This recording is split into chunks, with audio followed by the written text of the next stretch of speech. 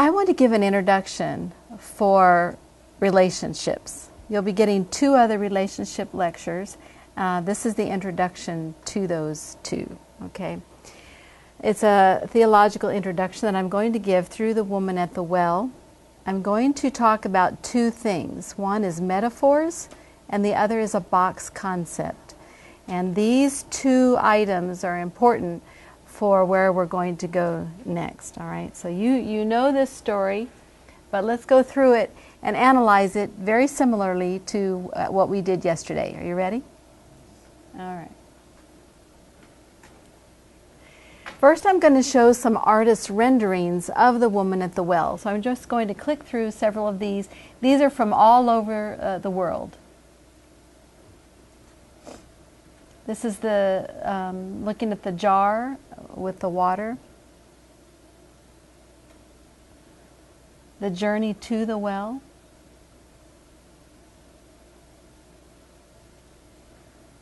This is a journey away from the well. Christ is the water of life.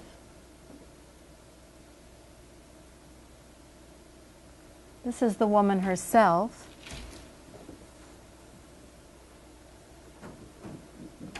This is the world that traps her. I thought this was especially good. What's interesting on this one, it almost looks like, I don't know if those are water buckets or just weights, but she seems to be the fulcrum there. The moment of decision. This is an African-American depiction, I think. The dialogue. The well. We have the Jesus as speaker, as a black man, and then we have the woman as speaker. And the God who knows us. I believe that's actually supposed to be the palm of a hand. Okay, in the text. He, Jesus, had to go through Samaria. That first sentence is actually not accurate in its most literal sense, because we all know he did not have to go through Samaria. Most Jews went around Samaria, right? But what I find it interesting is that this text said he had to go.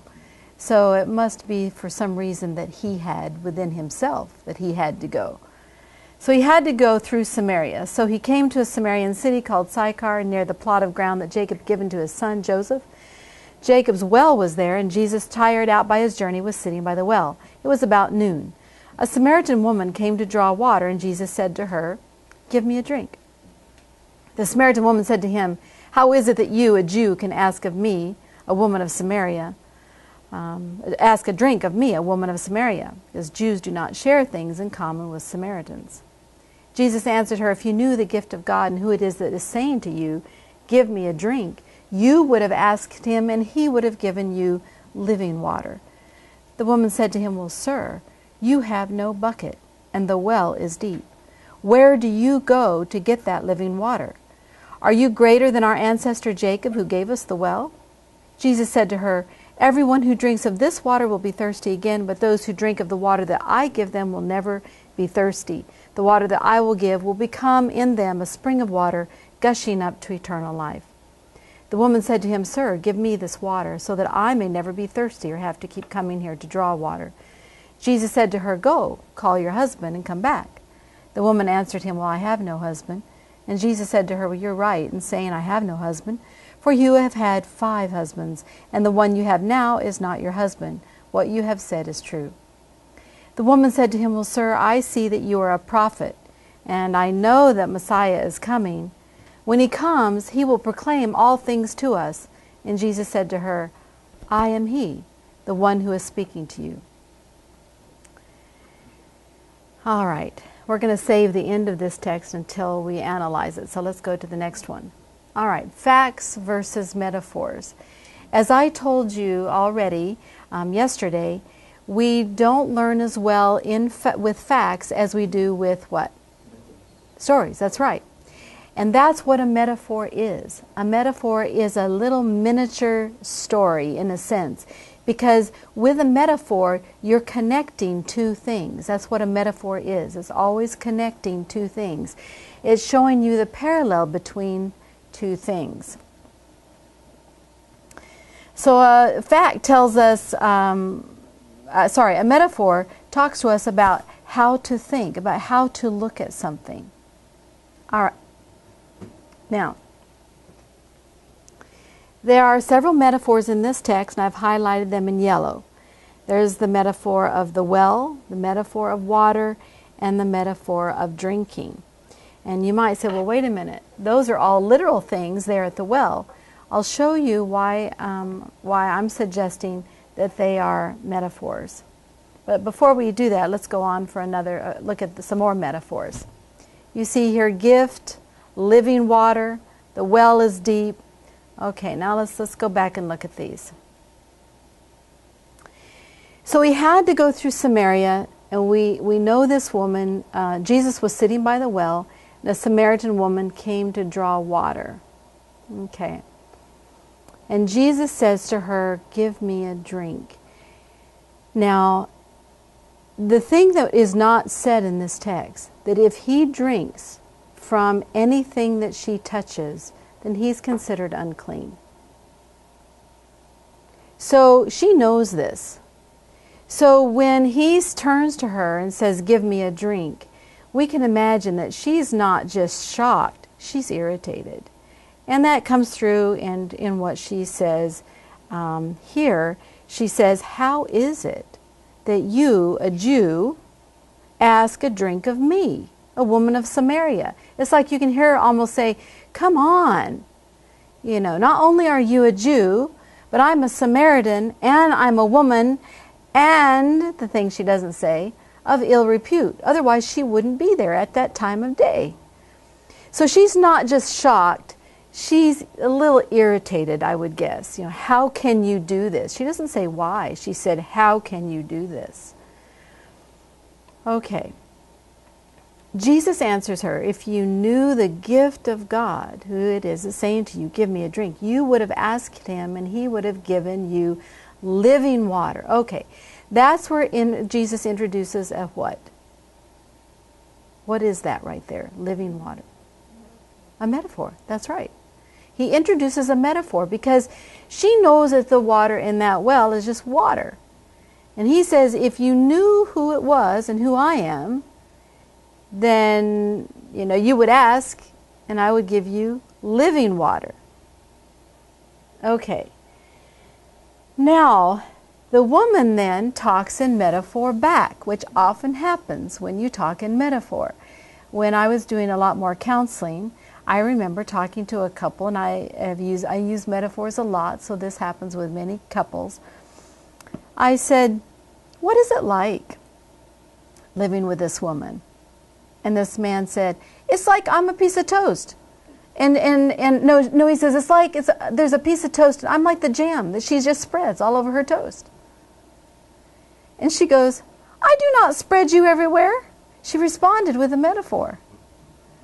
And he says, you do. You spread me anywhere you want all the time. So I say to the guy, I say, then why don't you put the lid on the jar? Now, I don't even know what that means, right? But they do. They do. How do I know that they know? Because she said, oh no. I said, oh really? Why? She said, well then, then I have no part in the spreading. So when they left, I said to him, I said, you know, I really want to encourage you to think about putting that lid on the jar, at least some of the time. He said, I'm going to. Now, I don't know what they're about to do. They do, but I don't. When they come back, I say to him, well, is the lid on or off the jar? And she goes, on, and I don't like it. I still don't know what's going on, but they do. That's the power of a metaphor. Very, very powerful. So Jesus says, if you would have asked, I would have given you living water. And the woman says to him, sir, you have no bucket. Now that's interesting because she's sitting there with a bucket. How do we know? Because she left it there later. So why didn't she say, oh, you have living water here. Take my bucket. But she just sends her, look, you have no bucket. And the well is deep. Now, he's talking in metaphor. She's talking in metaphor back because she's saying, if you've got living water, how are you going to get it? Because the well is deep. She's not talking about that well. Let's look at the well she's talking about. This is what I call the box concept. This is just a box, and the white area around it is just where the box is sitting. So we have a box. Every time we experience emotion, emotion goes in that box. If the lid is left open, the emotion comes right back out.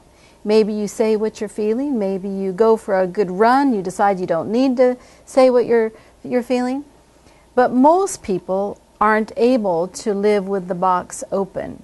They tend to leave it closed, so that's what happens. Emotion goes in, and it stays in, and it starts building. Anybody know what I'm talking about? Okay? So you've experienced that where something sits in there for a while and it begins to build up. All right. And then it builds up more. And what people often think, well, is if I just keep the lid on tightly enough, then this won't show, right? But then they start putting bows around it, so not only will it not show, people will think they feel other than they really do. That maybe they have portrayed feeling very happy when they're not happy. There are so many couples I've worked with where one of the partners says, I was totally shocked when she said she wanted a divorce. Or I was totally shocked when I found out he was having an affair. And I say, really? Were you really? Were there no signs whatsoever? Or with a couple that's getting ready to get married and I say, are you in love? And one of them says, well, no, I don't think so. Well, why are you getting married? Well, I keep thinking it'll come. Really? At what point do you think the love will appear? Or really, you didn't know that your husband was unhappy? You didn't realize that, well, I knew he was unhappy, but I didn't think he would have an affair. Well, these are all comments from people that are tucking things in the box, closing the lid, putting a bow on the top, and acting like that casserole is their favorite. And finally, after 25 years, they say, I can't stand that casserole. What? You've been eating it for 25 years and you're just now telling me that you don't like it? Not only do we put bows around it, we chain it so that sometimes we can no longer even unwrap it if we wanted to. Because we can no longer face what's in that box. And that often happens with abuse and trauma and other things. But just when we think we have it all in control, then one more thing gets added. We see that a lot at the hospital with people who experience illness. When I have asked literally hundreds of people how full their boxes are. Now, mind you, I encounter mostly stressful people that are, in stress and in the hospital, but I have never had anyone tell me that their box was empty. Everyone seems to be carrying around, at least the ones I've talked to, and mind you, they were mostly people in stress, carrying around a certain level of stress, a certain level of stuff that they're not able to show or to be open with. So when that one other thing happens, the sickness of a child, the loss of a job, going back to school, you name it. Sometimes it's just the loss of a pet. I say just because that can be big. Or sometimes it's just a bad day and you see people that just come unglued. And then the box explodes. And people act crazy. They look crazy. They say crazy things. They drive crazy on the road. You've seen these people. You may have been one of these people. I want to tell you a story. I call it the story of the socks. I was giving a lecture just like I am here with you, and a woman in my class said, I know exactly what you're talking about. Could I tell a story? Well, that always scares me because you never know what story someone's going to tell. But she came up and she started telling this story, and I'm going to just walk over here so I can get into a space where I can move and tell you this story. She said, when I got married, she said, I married the most wonderful man, and she said, I just thought, this man can do no wrong. And she said, then one day I looked from my bedroom into the bathroom, and I saw the hamper, and his socks were hanging on the side of the hamper. And I say, honey, why are your socks hanging on the side of the hamper? She said, but I really only said it in my head. I didn't want to say anything to him because I said to myself, I love this man. So what if the socks are hanging on the side of the hamper? Does it really matter? She said, I went over there, put the socks in the hamper. And then she said, we went on a little bit. And then she said, my husband said he would mow the lawn before Sabbath, and I come home and the lawn's not mowed. And he says, you know what, just close the blinds. The company will never know. And I say to myself, you know, I want to say something, but I really love this man, and I'm just going to take it in and just deal with it. And then he tells me he's going to bring his boss home for supper at 6. And I have the supper all out at 6, and then at 6, and then at 6:30, and 7, 7:30, 8, 8:30. At 9 o'clock, I think, they must have decided not to come home. I put it all away.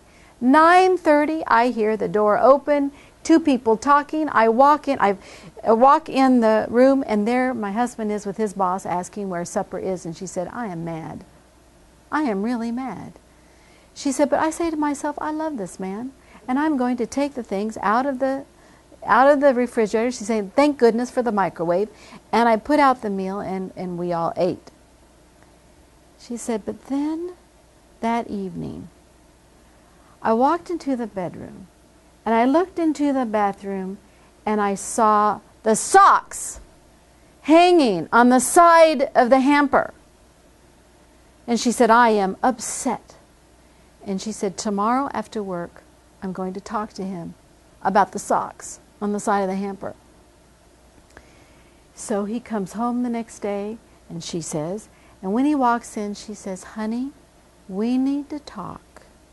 Now, with you men in the room, how do you feel when I use that tone of voice? You feel anxiety just hearing the story? That's right. When a woman's voice goes from here down to here, honey, we need to talk. It's a scary, and the words are scary, yes. He was nervous. What? What's happened? He sat down, and she started. Now, when the box is full and you start to talk, very often you say things you don't mean, and you start doing things you don't mean to do, and that's what happened. She said, I started talking. Honey, I've got something that's very difficult. And he's like, you know, on the edge of his seat. What? What? She said, there are socks hanging on the side of the hamper.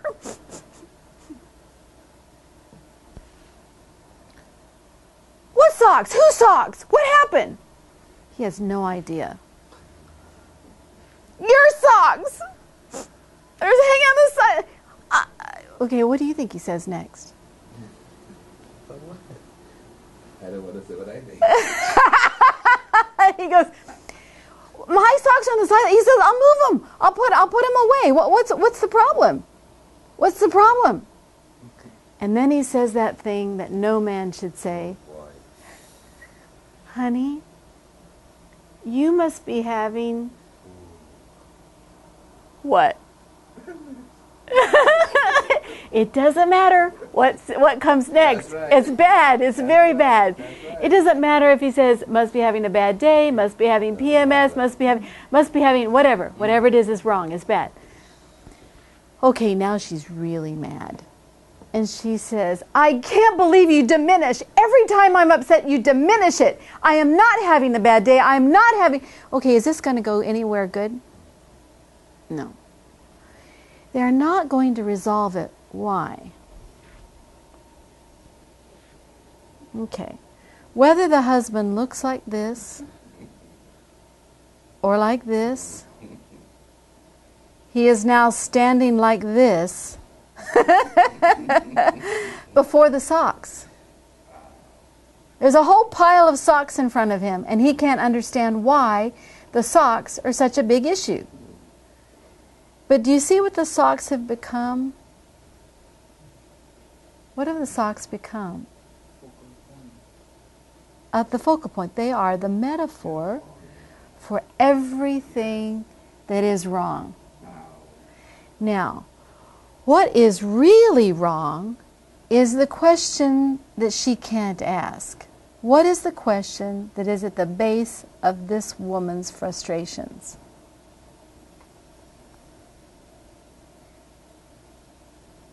Do you, right, do you love me?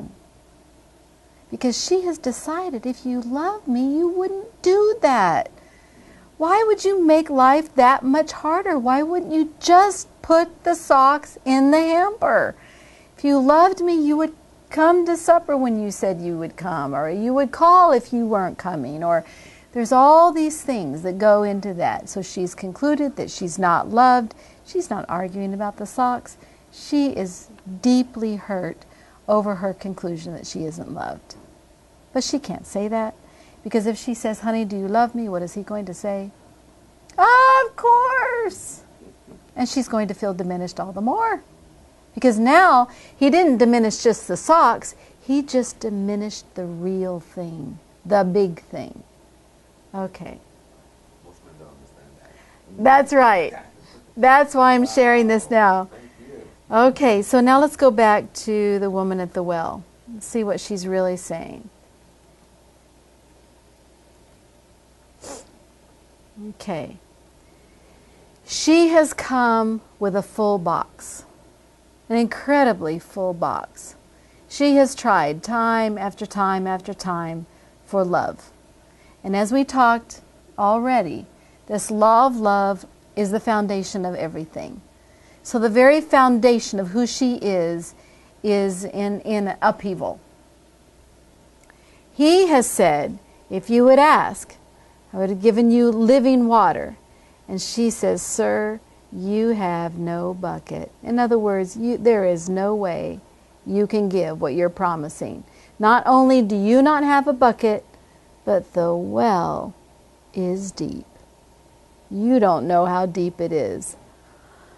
And then she says, are you greater than our ancestor Jacob who gave us this well? In other words, do you have access to some other higher thing? Because she knows it's not there. She knows they're talking in metaphors. So where is this bigger thing? Jesus said to her, everyone who drinks of this water will be thirsty again. But those who drink of the water that I will give will never be thirsty. The water I will give will become in them a spring of water gushing up to eternal life. The Greek words used there are the same that are used for people who are not able to walk, suddenly healed, and jump up and run. Gushing up, a spring of water, gushing up to eternal life. This is something huge, and she knows it. Okay, so we know what she's carrying.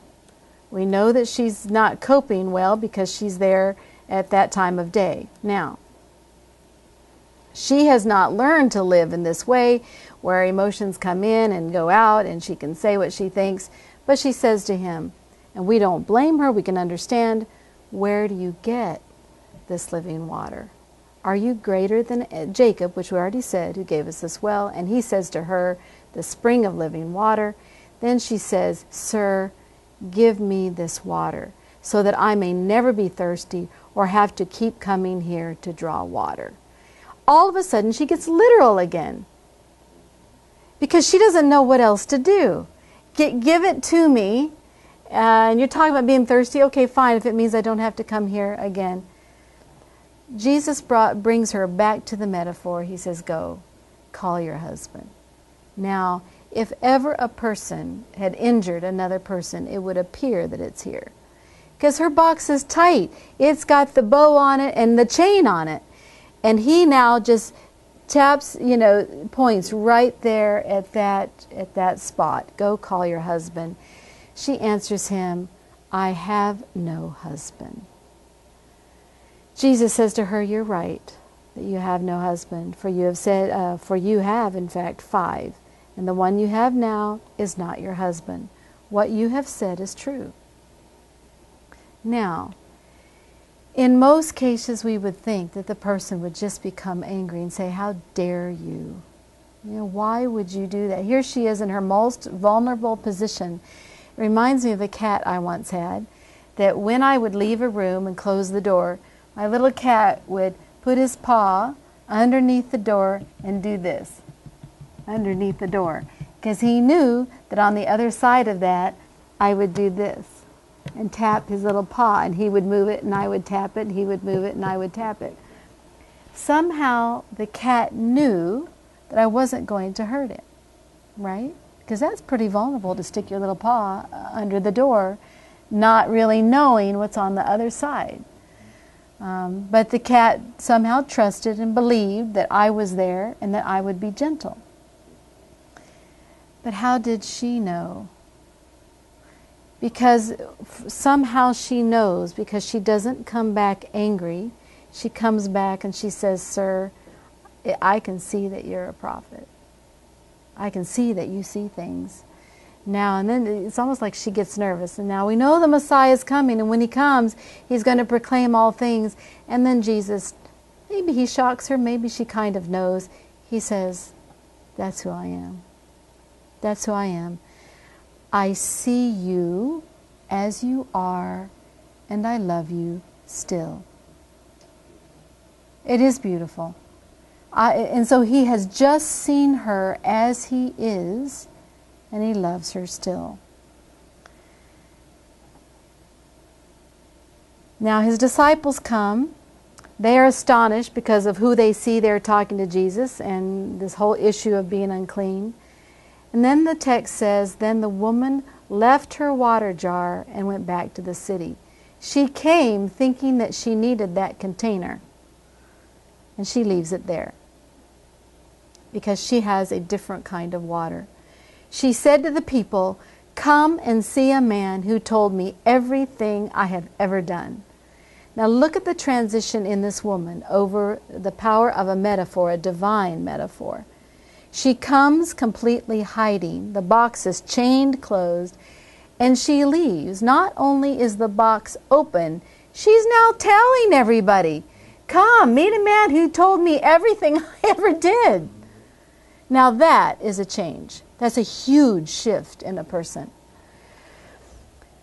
And then she says, can he be the Messiah? They left the city, were on their way to him. Many Samaritans from that city believed in him because of the woman's testimony. "He told me everything I've ever done." They said to the woman, "It is no longer because of what you said that we believe. We have heard for ourselves." Now their own box is opening up because of what they hear is happening to hers. Okay, this is one story, but it's very symbolic of many, many stories in Scripture that when Jesus is near, the chains come off. And in fact, that's what he suggested that he was here to do, to loosen those chains, to bring people together, to help them open up their hearts so that they could be seen. Now, the really tricky part about this is I encourage people when they're sharing their stories with each other not to share too much. Because when you share too much with the people around you, it can never be taken back.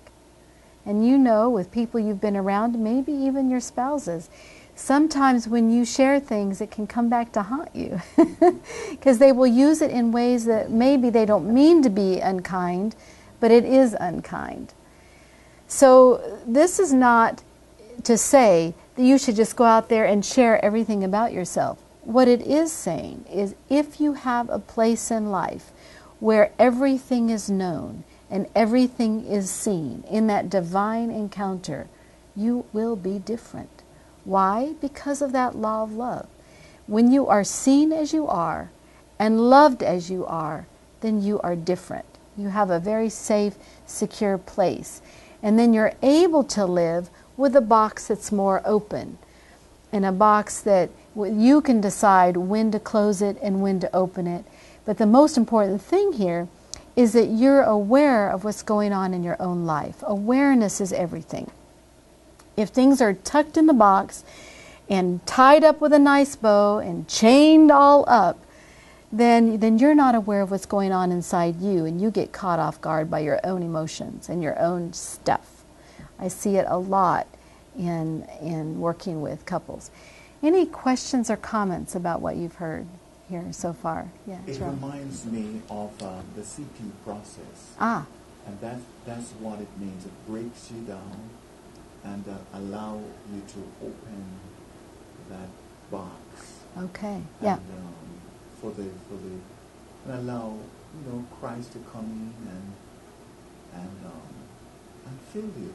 Mm-hmm. And so while you were doing the didactic, I was just contemplating on the process. That's actually very interesting. You're saying it reminds you of the CPE process, where you're allowed to share, open up that box in a sense, and share with others.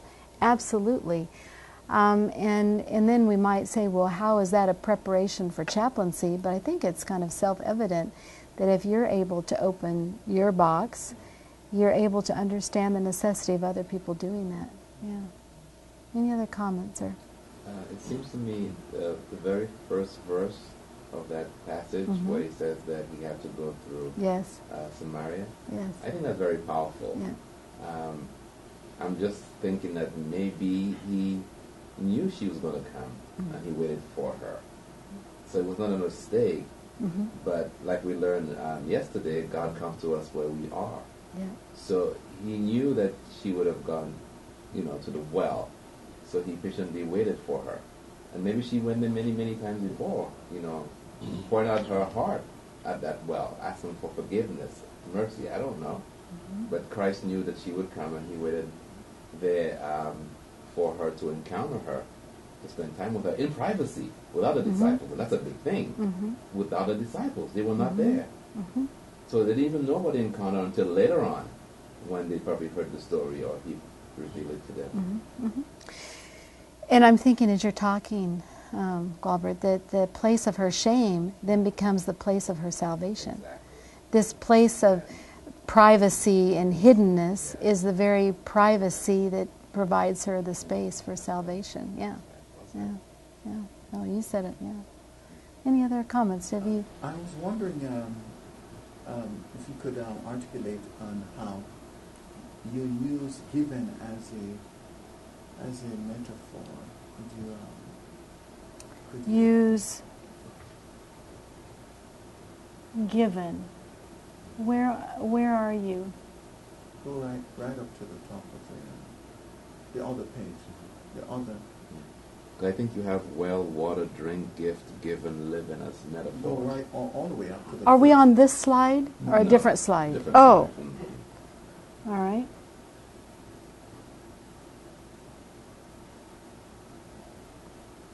Maybe go to the beginning. So I think it goes at the beginning. Beginning. it I seems. don't think I highlight. Did I highlight metaphors at the beginning? Okay, let's look Yes, through that. You had a number of metaphors. Okay. Let's look. There. Oh, nope. Next one. Come back.